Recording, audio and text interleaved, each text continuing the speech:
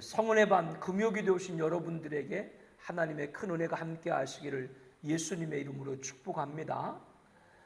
2019년이죠. 부평역 앞에서 있었던 퀴어 문화축제에서 축복 기도를 했던 한 모 교단의 목사님이 계시죠.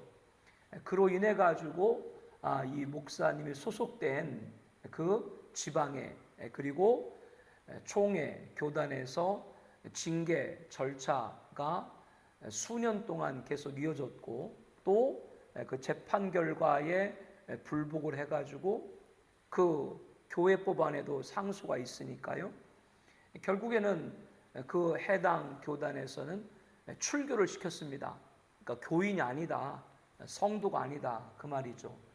그렇게 최고 그러한 처벌을 내린 데에는 이분께서 그날 그 행사에 참여한다는 것이 아니라 그 이후로 동성애 관련 여러 단체들을 조직을 해가지고 그래서 활동을 계속해서 했기 때문에 그 소속한 교단에서는 묵과할 수가 없었던 것이죠.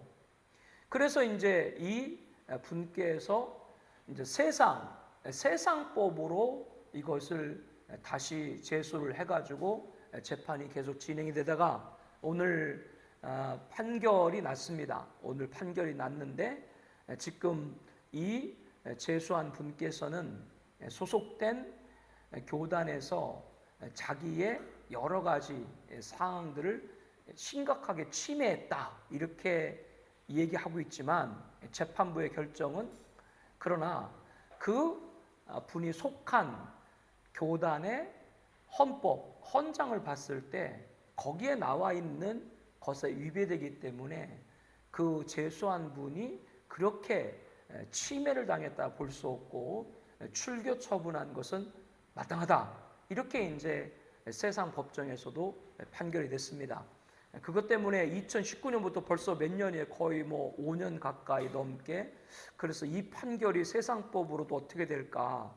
이것이 만약에 그분이 승소하게 되면은 이후로도 목회자 가운데 그런 활동을 하는 분들의 그런 활동들을 사회법으로는 보장해 주는 것이 되어서 여러 좀 그 사안에 관해서 굉장히 관심을 갖고 보았는데 아무튼 그렇게 판결이 됐습니다. 자, 그러면 똑같은 목회자인데 왜 그분같이 그런 일이 있는 분이 있고 또 이러한 상황에 우리들은 어떤 것들을 말씀을 통해서 조명해야 되는가?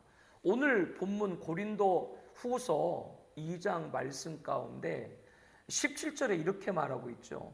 우리는 수많은 사람들처럼 하나님 말씀을 혼잡케 하지 않는다. 여기 수많은 사람이라고 하는 이 말씀의 본뜻 거기를 보게 되면 어떤 의미가 있냐면 장사하는 사람들.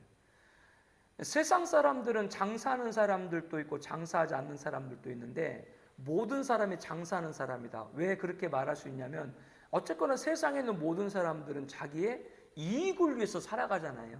그러니까 다 장사하는 사람과 같다. 이 원문의 뜻 안에 보게 되면 그런 의미가 돼 있어요. 그렇기 때문에 그 사람들은 자신들의 이익을 위해서 어떻게 돼요? 혼잡해. 하나님 말씀을 신대로 혼잡게. 즉 자기들 유리한 대로 해석을 한다. 이렇게 지금 본문은 말하는 거예요. 방금 저에게 말씀드린 그러한 케이스가 여기에 해당된다고 보고 있죠. 우리들은 그런 걸 바라보는 거예요. 하나님의 말씀을 붙들었다가 하는 분들까지도 그 말씀을 혼잡해 해가지고 진리를 어그러뜨리는 거죠. 진리를 어그러뜨리고 그로 인해 가지고 말씀 그대로 혼잡하게 사람들로 하여금 도대체 향방이 어느 곳이 옳은지 분간하지 못하도록 만들 때 우리들은 뭘 요청해요? 바울의 입장에서는 나는 그렇게 하지 않고 순전함으로 했다. 오늘 이 본문의 제안입니다. 우리는 순전함으로 했다. 순전함이라는 것은 뭐예요? 설명하고 있죠. 17절 후반에 고린도후서 2장 17절 후반에 순전함에 관해서 뭐라고 설명하고 있어요? 하나님께 받은 것 같이 하나님 앞에서와 그리스도 안에서 난 말했다. 말씀 그대로 나는 말했다. 이게 순전함이라는 것이죠. 자꾸 제가 이제 성경에 반하는 그러한 운동, 그런 단체, 또 그런 어떤 경우에는 개인에 관해서 말을 할 때 여러분들이 뭐를 유심히 들으셔야 되냐면, 제가 어떤 분을 얘기할 때 그분이 성경에 반하는 일을 했어요. 그래서 제가 여러분에게 이분이 지금 성경에 반하는 일을 했습니다 라고 했을 때, 그렇다고 그분이 한 다른 일도 있죠. 다른 일들. 근데 그 다른 일들은 성경적인 일이에요. 그러니까 제가 그분이 이런 성경에 반한 일을 했습니다 라고 했다고 그분이 한 다른 성경적인 일까지도 잘못되는 건 아닌 거예요. 그리고 또 바꿔 말하면, 여러분들이 뭘 또 잘 분별하시나, 바꿔 말하면 그분이 성경적인 일은 많아. 그런데 반성경적인 일도 있어. 그렇기 때문에 성경적인 일을 많이 했고 반성경적인 조금만 일 했기 때문에 그분이 반성경적인 일을 말하지 않는 것, 그건 안 되는 거예요. 왜? 그건 순전함이 아닌 거예요. 이전 목사도 마찬가지인 거예요. 제가 여러분에게 설교하고 말씀을 전하고 또 우리 동역자들하고도 같이 공부를 하고 하지만 제가 어떻게 완전하겠어요? 완전할 수가 없죠. 그래서 오늘 본문이 여러분에게도, 저뿐 여러분에게도 오늘 본문이 기준이 됐으면 좋겠어요. 하나님께 받은 것 같이 하나님 앞에서 그리스도를 말한다. 나는 그냥 말씀 그대로 말했다. 세상 사람처럼 심지어 하나님 말씀까지도 혼잡하게 하는 그런 이들, 왜? 자기들의 이익을 위해서, 자기들의 일을 위해서 말씀까지도 혼잡해. 난 그들을 따르지 아니했다. 그리고 오늘 말씀 보면은 그리스도의 향기라는 말씀이 많이 기록이 되어 있거든요. 각절에서 14절에도 우리는 그리스도를 아는 냄새, 그리고 15절 후반에는 우리는 하나님 앞에서 그리스도의 향기다. 오늘 본문에 그렇게 말하고 있거든요. 그런데 이 말씀의 전개를 보면 우리가 그리스도의 향기잖아요. 그래서 15절에 뭐라고 그러냐면, 구원을 받는 자들에게나 망하는 자들에게나 우리는 다 하나님 앞에서 뭐가 돼야 된다? 그리스도 향기가 돼야 된다. 구원받는 건 교회 성도를 말하는 것이고, 망하는 자들은 불신자들인데, 우리는 불신자가 됐건 신자가 됐건 우리들은 그들 앞에 다 뭐가 돼야 된다? 그리스도의 향기가 돼야 된다. 그런데 16절 말씀 보면은 너무나도 우리를 엄중하게 하는 말씀이에요. 왜냐면요, 16절에 이렇게 말하고 있죠. 이 사람에게는 사망으로부터 사망이 이런 냄새요, 저 사람에게는 생명으로부터 생명이 이런 냄새라. 이 개역 성경을 보게 되면 이것이 본뜻이 잘 의미가 드러나 있지 않을 수가 있는데, 이 본뜻은 뭐냐면 나는 그리스도의 향기야. 그래서 그리스도의 향기를 가지고 전하는데, 그리스도의 향기를 가지고 전하는데 내가 아무리 그리스도 향기를 갖고 전해도 불신자에게는 나는 그리스도 향기 아니라 사망의 냄새가 난다. 그러니까 불신자가 나게 보기에는 나한테 뭐가 난다고요? 사망의 냄새가 난다. 이건 영적인 것이죠. 왜? 그들은 그 진리를 받아들이지 않는다라는 걸 이렇게 표현하고 있는 거죠. 이게 참, 우리가 똑같이 그리스도 향기로 대하는데도 사망에 붙어, 이거는 불신자거든. 그 사람들에게는 우리가 사망의 냄새밖에 안 난다.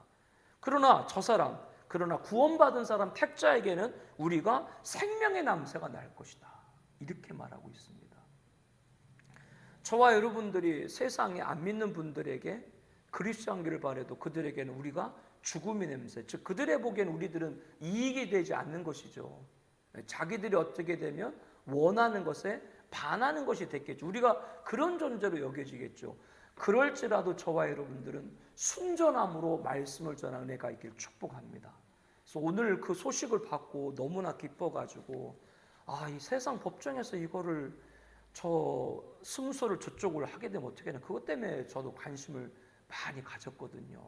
해가지고 마음적으로 해서 아마 뭐 이분이 또 상소를 하겠죠. 그래서 다시 이제 2심 또 이렇게 올라가서 어떻게 될지 모르겠습니다만은, 근본 재판하신 그 판사가 참 잘했다. 그래서 앞서 여러분에게 말씀드린 대로 동성 부부에게도 건강보험 피부양 자격을 부여하는 것을 판사가 판결을 했잖아요. 합법으로. 그래서 그 판사 이름이 뭐 지금 굉장히 공개가 되고 있고, 뭐 서명 운동이 뭐 전개되고 있고, 그래서 그거 이제 헌법재판소에 또 제기를 하고 그런 과정을 거치고 있는데, 그래도 이 판사들이 이렇게 반성경적인 그런 판결들을 막 하는 그런 대세 가운데도 이렇게 판결하는 분이 계시구나라고 해서 너무 감사하고, 그분이 예수님 믿는 분인지 안 믿는 분인지 그건 잘 모르겠어요. 그래서 저와 여러분들이 안 믿는 분들에게 우리들이 아무리 글쎄 한길 하더라도 그들은 우리가 사망의 냄새로 여겨질지라도 저와 여러분이 순전함 일치한 은혜가 있기를 다시 한번 예수님의 이름으로 권면하여 드립니다. 그래서 이 순전함과 오늘 본문의 그리스도의 냄새, 그리스도의 향기는 같은 의미 맥락으로 여러분들이 보시면 되겠습니다.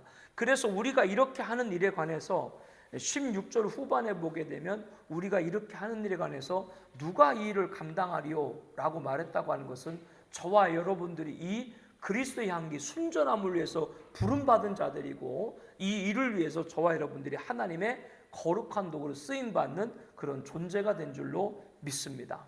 그래서 오늘 말씀을 통해서 이 말씀을 꼭 명심을 하길 원합니다. 하나님의 말씀까지도 혼잡게 하는 자들이 있다. 결코 그것은 우리들이 그 부분은 수용하게 할 수가 없습니다. 말씀은 참 단순하고 명료하고 분명합니다. 그 말씀을 듣는 것이 곧 우리들의 행복이기 때문에 하나님은 오늘 또 우리들에게 말씀을 주시는 줄로 믿습니다.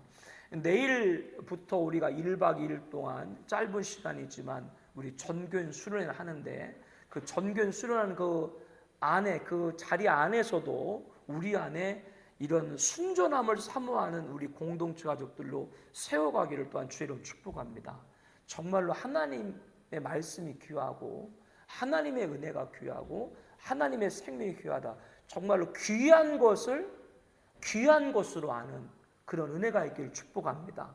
그리고 귀한 것을 귀한 것으로 알을 때 이번에 우리 8월의 주제가 세움의 달, 우리는 예수님의 몸 지체들로서 각기 분량대로 살아야 된다라는 그런 주제에도 부합할 때 귀한 것을 귀한 것으로 알려고 할 때 어쩌면 우리는 지금 옆에 있는 우리 공동체 가족들, 성도님들 이분들이 참 나에게 귀한 분들인데 너무나 가깝게 있기 때문에 귀한 것을 모르고 있지 않나.